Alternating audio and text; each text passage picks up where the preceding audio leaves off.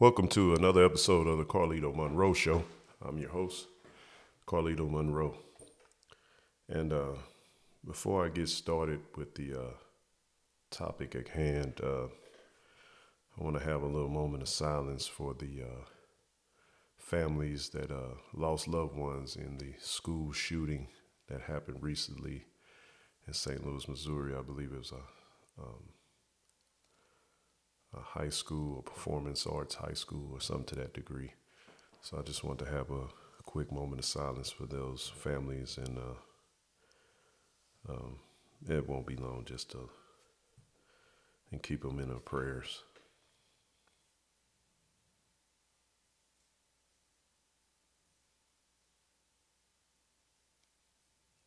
Um, I don't really want to talk about that right now because there's still a lot of different reports, and with social media being involved, we're not real sure on the facts in any of these different things. You know, there's different things, different reports come out. So, yeah, I don't want to talk about it and give out any more misinformation that's no more than that has already been given out. So, but getting started with the show, I got my social media at the bottom: YouTube, Instagram, TikTok, Cash App. It's all the same. Carlito Monroe Show. Any donations will be appreciated. Click the like, share, subscribe, comment, hit the notification bell so you'll be the first to know when I upload new content. What I want to talk about today was and this is technically, it's old news. This happened like 2019, but it was of a bailiff. Well, he was a TV bailiff at one point, but he was actually a Harrison County Sheriff deputy. But like in 2019, he shot and killed his wife. And there may have been videos on this already. I don't know, but I recently found out about it myself, just searching the internet with different information, and this popped up. And I thought it was something I can talk about, or something that I can elaborate on. His name was Renard Spivey, and his wife was Patricia Spivey. I don't know if people may remember him, but I used to watch a lot of court shows. Well, I still do to a degree. And it was a court show like in 2012 or 13 or somewhere in there. I don't know exactly, but it was called Justice for All with Judge Christina Perez. I think that's what it was. But she was his bailiff. He's a real big, muscle-bound, burly, bald-head guy. He was always smiling on the show, but apparently he had some issues he was going through at home with his wife, which, a lot of men do have issues that they go back and forth with their wives, where they may have an issue at home. You could be married for years and have these issues. I've been married for a long time, and I've had issues, not to the degree that I feel like I want to, harm her, or anything like that. But I'm sure he never felt like that either. He was married 20 some years now. I think it was almost 30. But I'm gonna read the report that I ran across on the internet. Says, as per sources, it was revealed that Deputy Renard had murdered his wife. This incident occurred in 2019. The couple was usually seen fighting. So there you go, they're fighting. But they're usually seen fighting before the incident. Renard's wife argued with Renard about his infidelity and steroid use. Yeah, he was a big dude, so I guess it would have been probably some steroid use there. And then infidelity, huh? The argument got way past the line as the situation changed when Renard and his wife fought over a gun. Renard held the gun and shot his wife. During the incident, his wife retaliated, causing Renard's left leg to be injured. Deputy Renard was immediately arrested by police and taken to court after some time. During the court trial, all the evidence revealed that he had shot his wife, including gunpowder on his hand and fingerprints on his gun. The actual date of his serving time in prison is unknown. As of today, he remains to serve his punishment for killing his wife. He is currently serving time in Harrison County Jail, and he was a county sheriff, so that's like I mean, that's crazy within itself. He's a county sheriff, and now he's in that very same jail that he worked for. And this report is as of October 14, 2022. So I guess they haven't gave him any time yet. But the main thing I want to talk about with that is when you're in relationships and married and couples, you go through different things. You'll have arguments, you'll have issues and different things like that. And this thing here, he was a big guy. And I can see over time, a woman loving their husband, not wanting him to continue to harm himself by using steroids. I can see that being an issue. But he was already a big guy. And when she met him, maybe he wasn't a big guy when she met him, or maybe she knew he had been taking steroids for years and she felt like it was just going too far. But I think more so the situation, it's just my opinion, that I think the situation was mainly his infidelity. Now, and I'm going to unpack that a little bit. I think with the infidelity, I think that's always on the wife's or girlfriend's mind that their husband is cheating or their boyfriend's cheating or whatever. And I think a lot of that has to do with because of they may have friends that are single and they're speaking this poison into their head. Not necessarily saying, hey, your husband is cheating on you, but talking about their particular relationships that they're going through. They meet a guy and then they have sex and then the guy don't talk to him anymore, or the guy's just having sex with him and he's never marrying them or actually dating them or anything like that. So I think that the women, since their situations aren't working out, and then, your wife is over here married to you and everything is fine, it's like they can't, I don't think they necessarily do it intentionally to try to break up the relationship between you and your wife, but it's almost like a little jealousy there because their situations aren't working. Nobody's marrying them, or the guys are just having sex with them and they just keep going. So I think it's a little envy there. So I think that's what puts it in the different, women's head, the different wives, girlfriends. I think that puts that in their head and they have that little fear that, well, maybe he is cheating. Well, maybe I don't have the perfect guy because all these guys do cheat, according to the information they're getting from their friends who are single. And I have that to say to any woman. If they're single, who are they to say how a relationship should be? They have no experience in it. Look at the resume. They don't have the resume of a relationship. So how are they to tell you how a relationship should go? Meanwhile, you have the job as a wife. You have the resume. You're building that resume as the months, the days, and the days, the weeks, the months go by. You're building your resume as a married couple. Why would you listen to somebody that's a single and that's your friend? Now, I'm not saying that's necessarily what happened here. Well, I'm saying that's what I believe, in my opinion, that his wife may have been going through, figuring he's cheating on her. Now, and then another viewpoint of it is while she was thinking he was cheating on her, maybe he spent a lot of time going to the gym because he was a big guy. He looked like one of those guys that's a gym rat. So maybe he was spending a lot of time going to the gym. He's probably working long hours as the sheriff. Then he turns around. Then he goes to the gym. He's getting a level of notoriety because he was on this TV court show. Is people going to know who you are? And surprisingly, I haven't been doing this long, and I've had at least 3 people so far that say, hey, they've seen this show or they knew me from this show, and they called me, by my name. So it's just so I think that is part of it too. So women that he normally wouldn't get an attention from, he probably is going to the gym and he might be getting attention because he was on the show, or because he actually was on 3 or 4 projects, little small roles. So that's why you look in his credits, they had him down as an actor also. But I think he acted in like 4 things, and counting the court show where he was the bailiff on there, and that was considered acting also. So it could have been something, then it could have been nothing. And women tend to think stuff that is, it could be circumstantial evidence, and they look at it as a fact. And then it could be something that's actually a fact, and they look at it as a fact. So, women are so emotional, and their brains race so much more than men. You know, they'll just see something. It could be really small, and they'll, what's the saying? A mountain out of a molehill.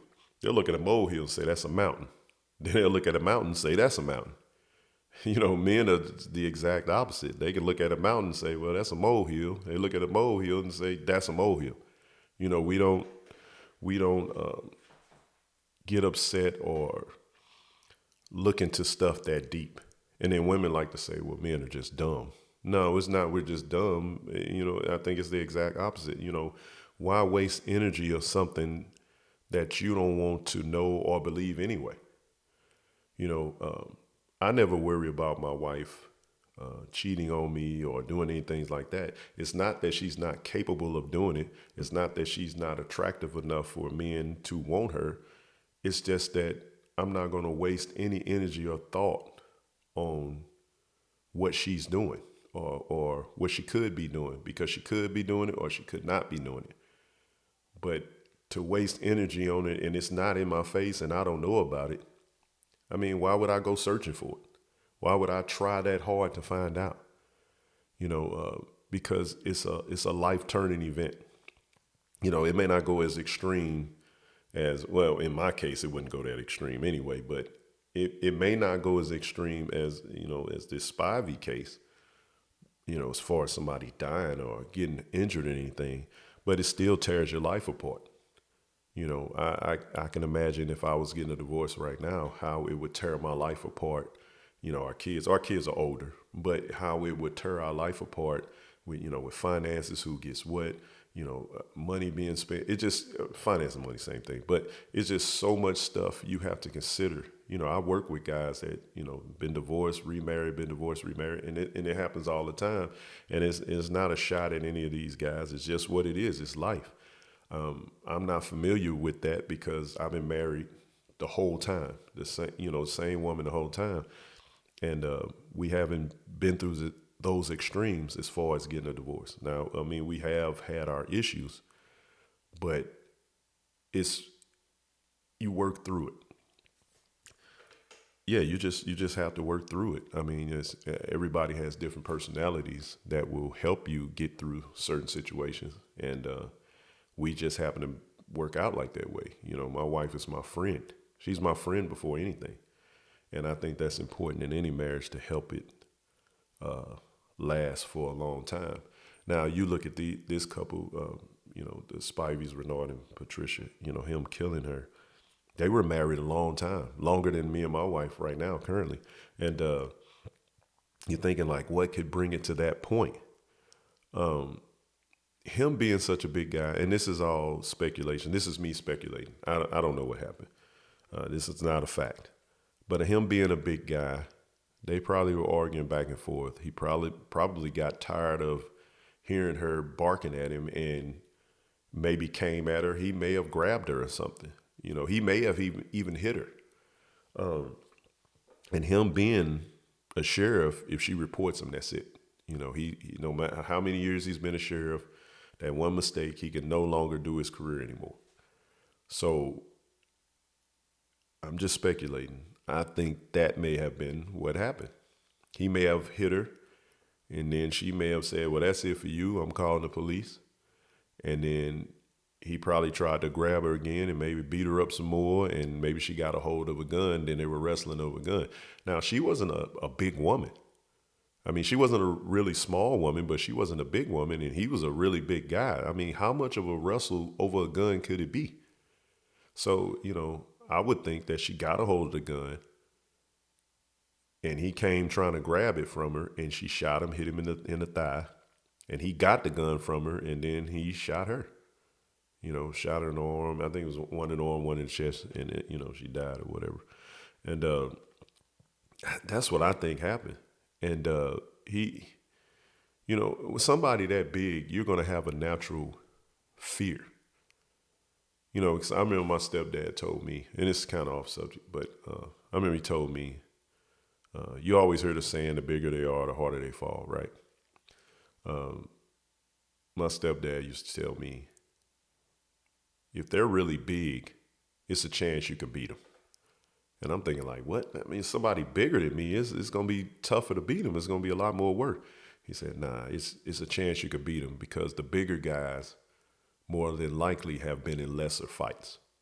So they don't have the resume. They don't have the experience in fighting. Usually the smaller guys have that experience in fighting because they've done a lot of fighting. Because they're small and they always had to deal with bigger people figuring they can bully them around. So usually a smaller guy is usually a better fighter. Now, does that mean a smaller guy can whoop you? Not necessarily. But they're more apt to fight because they've got more experience in doing it. And it's not a hard and fast rule because, I myself, I've been in a lot of fights, but that's growing up where I grew up. Me being a fair-skinned black guy, and I'm older, so in those times you would get into a lot of fights just because you're light-skinned. It was the colorism that I didn't even know what it was called at that time, and it still goes on. You'll have men that look at a fair-skinned guy that says, "Oh, you light-skinned. You light-skinned dudes think y'all this or that or whatever." It's still that colorism that goes on, and it goes on with women too. It's a war and a battle within our own community, our own culture. But I digress. But the point being is that it's so him being a big guy, she probably was highly intimidated by this guy. And, this is her husband, yeah, but she's probably seen him get mad and seen, and she figured he was so angry, figuring he's back on steroids because, from what I understand, that's how it works. If steroids, you have those little jumps in emotion where you'll be really upset about something, where you grab things, you attack or whatever. So it's all speculation on my end, but I think that's what happened. But he was found guilty, and they haven't given him any time yet. He's just in the county from the reports that I've read. I haven't found anything how many years or what time, but he's been found guilty. There was also another guy. And this was, I don't know exactly this was. It was the actor that played, he played Michael Jordan movie, but it was like the TV movie. He didn't even look like Michael Jordan other than a bald head because he had like kind of big eyes. He's a big-eyed guy. What is that guy? Michael Jace, that's his name. He played on the show The Shield. Yeah, he was a cop on The Shield. He had the big eyes, dark skin. He wasn't even as tall as Michael Jordan. I think he was like 6'2", 6'3". But, he did a good job playing a movie role. But I was younger when I saw it, so maybe he didn't. I don't know. But he killed his wife. And he killed his wife, April Jace. That's her name. And she was killed because he thought she wanted another man. Men, it's a matter of heart. Men don't show emotions the same as women, but we have the same emotion as women. And then when something happens, you never know how that man's going to react. Like I said earlier, I would like to think I wouldn't go as extreme as the Renard Spivey, but I don't know. This matters of the heart. I love my wife. I feel like she loves me, but I think with women, they don't bottle anything. I think everything that goes on with them is said verbally. It's not just verbal communication. It's their body, and they're turning away from you. All these different signs. They let their stuff out. Men from the outer surface, it look like we don't care, but we bottle stuff in. So when something does happen, it blows up. And when it blows up, it can be as extreme as, beating up. Where does this domestic violence come from? Yeah, there are women that hit men, and there's men that hit women, but it's men that's like overreacting. They get so upset and, they can't control you and their anger. And, you would like to think you can control yourself. I would like to think that I can control myself because the state of mind I'm in now, I feel like, no, that I would never do that. I would never fight a woman, beat a woman up, or shoot or kill a woman. I would never do that. But you don't know that. I would like to say right now, in the state of mind I am now, I would never do that. But if the situation came about, I don't know what I would do. I work different hours. I come home at different times. I could come home and then my wife's in the bed with another man. I play this out in my head what I would do. And in the state of mind I am in now, I would say, look, she's all yours. Let me get a few things. I'm out. It's easy for me to say that right now. It's easy for you to say anything. The reality of it is I don't know what I would do. I may come in and snap. Maybe the first thing I do is get my gun. Maybe the first thing I do is shoot everybody. That could be what I would do. But you don't know what you would do until you're in that situation. And I think this situation, he was mad, and the Spivey guy, and also the Michael Jace guy, he felt like his wife wanted other men or whatever. And the reality of it is simple. You can't control who people are. My wife can't control who I lust after or who I want to be with or she can't control. I can control who she lusts after or who she wants to be with. It's up to the individual to put themselves in the other person's shoes. I would like to say the reason I don't cheat on my wife is because I'm a good husband. That's the stereotypical thing to say. But the reality of it is I don't cheat because I put myself in her shoes and look at myself and see how I would feel if my wife cheated on me. So, and I think more men would, if they did that, then that would prevent them from doing that.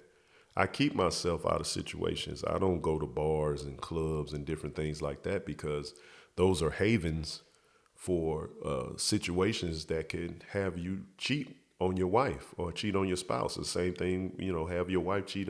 But, women may not see it that way. But this is my opinion. Women go to clubs for attention. Men go to clubs to give attention. That's it. That's pretty much what you go to clubs for. So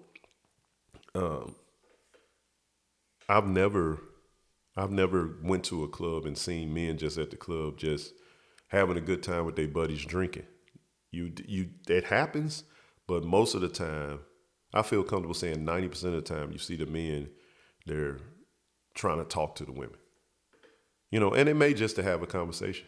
I mean, me and my buddy used to go to bars just to have conversations with women and just, have a good time. And it's easy to have a conversation when, you go to a table of women, it could be 3 or 4 women, and me and my buddy say, yeah, we're going to go to this table. Because usually it's so many single women. So you see these women at the table, you go to that table, and then you offer to buy them all a drink if we could sit here for a second, just to rest our legs. And that's just all to play.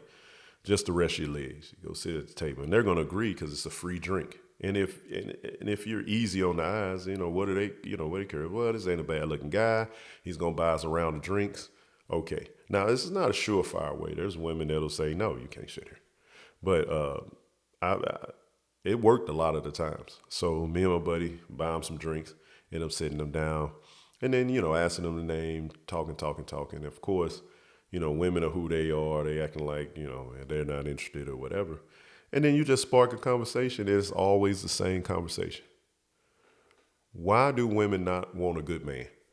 And then that makes them, what are you talking about? Blah, blah, blah, blah, blah. And then they're running off at the mouth like diarrhea. You know what I mean? And that's what happens. And then you have a man-woman conversation. Then you get up and you're walking around, and then you come back and then you talk to them some more. And then you end up enjoying your night with just conversation. They've relaxed or whatever. Now, these women at this point might think you want them. And you may want them or you may not want them. But it was just the whole play to help the night go by and enjoy yourself. And me and my buddy used to do that all the time. But yeah, to get back on subject a little, you just really never know where your state of mind is. My heart goes out to his Patricia's family, and also April's family, Michael Jason's wife. Matters of the heart, men, not every man handles it the same way. Not every man handles it the same way. I remember growing up, my real dad used to jump on my mom. He used to fight my mom. And then I remember my mom would date different guys, and the guys were fighting them. But this was the 70s. I mean, were men just beating up women in the 70s? I don't know. From my point of view, that's how I looked, because that's what I saw.